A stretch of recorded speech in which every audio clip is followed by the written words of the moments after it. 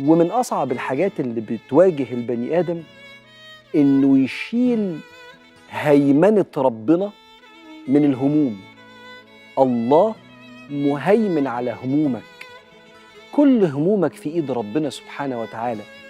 لو نجح الشيطان إنه يرميك في معركة الحياة لوحدك من غير ربنا في قلبك يعني، وإحساسك بتدبير ربنا لحالك، هموم الحياة هتاكل السلام النفسي. لأن كتير من الأوقات ما بتهجم عليك أحزان الماضي وتصرفات غلط عملتها قبل كده، وحد أذاك وما انتقمتش منه فتحس إنك أنت ضعيف، وخيانة حصلت في الماضي تحس إن الناس كلها جاية عليك، فربك يقول لك ما أصاب من مصيبة في الأرض ولا في أنفسكم إلا في كتاب من قبل أن نبرأها. ده في السيناريو بتاع حياتك، في القدر، ده من عندي من فوق. ده بجد يا رب من عندك؟ يعني ده في قصتي؟ طب خلاص ما دام من عندك خلاص. إلا في كتاب من قبل أن نبرأها إن ذلك على الله يسير لكي لا تأسوا. كفاية أسية وحزن ياكلك وياكل السلام النفسي اللي جواك.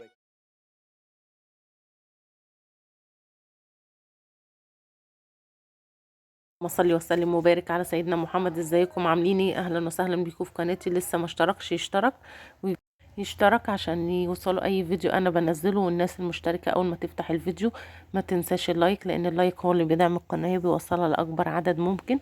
طبعا الساعة دي محتاجة حاجة تدفينا، محتاجين حاجة مغذية. الايام دي الاولاد عندها امتحانات، محتاجين تاكلهم حاجه تغذيهم وتدفيهم في نفس الوقت. البطاطا طبعا رخيصه جدا في السوق، هنعملها بطريقة سهلة وبسيطة جدا. جبت البطاطا الأول، قشرتها وقطعتها قطع صغيرة، وحطيت عليها كوبايتين مية ومعلقتين سكر، وحطيت على النار تتسلق كده لحد لما شفته لحد لما استوت خالص، وشفتوا استوت ازاي. بعدين جبت كوباية لبن واحدة، وخدت المية بتاعت البطاطا اللي انا سلقتها فيها، طلعت برضو كوباية، رحت حطاها على اللبن بتاعي، وحطيت عليه 3 معالق دقيق، وحطيت عليه معلقتين سكر ورشة فانيليا. وبدأت ان انا ادوبه، اعمله بشاميل بس حلو على النار، من غير ما كلفني اي حاجة، هي كوباية لبن. وجبت البطاطا بتاعتي هنا، بصوا البطاطا مستوية زي الزبدة خالص. حطيت عليها معلقة قرفة، طبعا البطاطا يعني قرفة، القرفة بتحب البطاطا جدا. وغير كده الاتنين قيمة غذائية عالية جدا في الشتاء، القرفة والبطاطا الاتنين مع بعض. وحطيت عليها زبيب وجوز هند وزداني كانوا عندي، لو ما عندكمش عادي ما تحطوش. وبدأت اللي انا بقى، بص اهو البشاميل بتاعي هرفعه على النار، وحطيت حتة زبدة كده صغيرة مش كتير، هو كده كده ما بيحتاجش كتير بس حطيتها.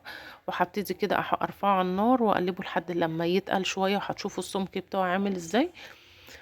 وفي نفس الوقت هجيب بقى البطاطا بتاعتي اهرسها كويس بالهراسة بتاعة البطاطس، هتشوفوا دلوقتي. بس ايه، طبعا في البشاميل مش بسيبه لان هو مش كتير، ما تعملوش بشاميل كتير. انا عملت كوباية لبن واحدة، وقصادها كوباية المية اللي سلقت فيها البطاطا. وهي بصوا جبت بقى الهراسة بتاعة البطاطس، هبتدي بقى اهرس البطاطا بتاعتي كده كويس عشان ما يبقاش فيها قطع كده. كل ما بتكون ناعمة كل ما بتكون النتيجة بتاعتها احلى بكتير. وهجيب بقى دلوقتي الصينيه بتاعتي، البشاميل بتاعي خلاص نزلته من على النار، ما خدش وقت. تقل، ما تقولوش بشاميل بتاع المكرونه، لا دوقوا وبعدين احكموا. الصينيه دي فعلا بتودي في عالم تاني. حطيت كده شويه من البشاميل اللي عملته، هبتدي افرده في الصينيه بتاعتي.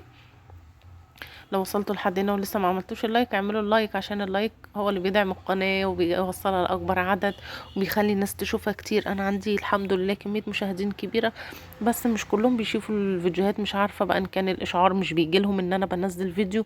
فلو في ناس مثلا اشعار مش بتجيلها، تلغي الاشتراك وترجع تشترك من اول وجديد، عشان يبان لها اللي انا بنزل فيديوهات. لان انا مش شايفة الدعم بصراحة في القناة كبير. الفيديوهات بنزل فيديوهات بس، وعندي مشتركين كتير بس مش كلهم بلاقيهم بيشوفوا في المشاهدات، يعني المشاهدات قليلة قوي. فلو سمحتوا حاولوا ان انتوا تساعدوني شوية في النقطة دي. انا والله بحاول ان انا ما اقصرش في الفيديوهات، فانتوا كمان ما تاثروش معايا في الدعم. هنا بصوا بقى نزلت كل كميه البطاطا اللي عندي.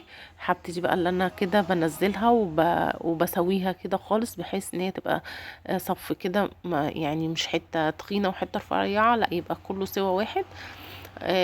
وبعدين هننزل كمية بقى البشاميل اللي باقية عليها. فعلا صينية غنية جدا، ولو عندكم ضيوف باينة ان هي حاجة حلوة وما كلفتناش حاجة. يعني البطاطا ب8 جنيه في السوق، وكوباية لبن طبعا في كل بيت موجود فيه لبن، يعني ما كلفتنيش اي حاجة، فليه ما تعملوهاش وهتاكلوا منها عيلة كاملة يعني. هنا بقى خلاص خلصت كل البطاطا اللي عندي، هبتدي بقى انزل كل البشاميل اللي عندي احطه عليه، وفي نفس الوقت انا خلاص بكون مولعه الفرن. هدخلها الفرن وهتشوفوا شكلها عامل ازاي، طالعه كريمي جدا. حتى انا مرضتش اصبر ان انا اقطع منها لما تبرد عشان اوريكم وهي طريه وهي سايحه كده كانت عامله ازاي منظرها. هتشوفوا شكلها دلوقتي. بقى هنفرد البشاميل كده على كل البطاطا، هداري كل الحتت اللي باينه دي. وزي ما قلت لكم متعملوش بشاميل كتير، لان هي الصينيه بس بيتحط على الوش كده. هنا بقى دخلتها الفرن. بصوا بقى لما طلعت المنظر تحفه، وكانت الريحه قلبة الدنيا، وطعمها كان يعني الحمد لله كل اللي كان عجبته جدا جدا. دلوقتي بقى هبتدي ان انا اقطعها كده. زي ما قلت لكم انا ما استنيتش ان هي تبرد. المفروض ان انتوا بتسيبوها تبرد عشان تطلعوا القطعه زي ما هي، بس هم طبعا كانوا عايزين ياكلوها سخنه.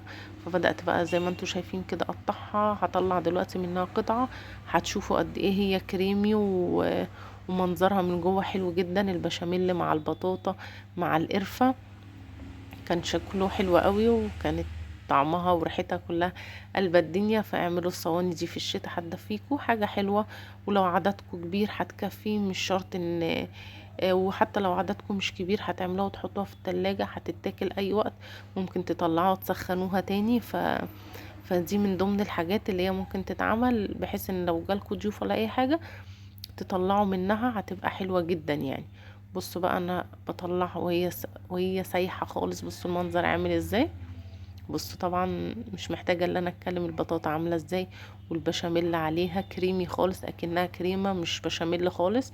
وده منظر البطاطا اهي والقرفة وهوريكم دلوقتي قطع كمان بعد ما سبتها هدت شوية بقى. بصوا طبعا كانت نص الصينية خلصت الحمد لله.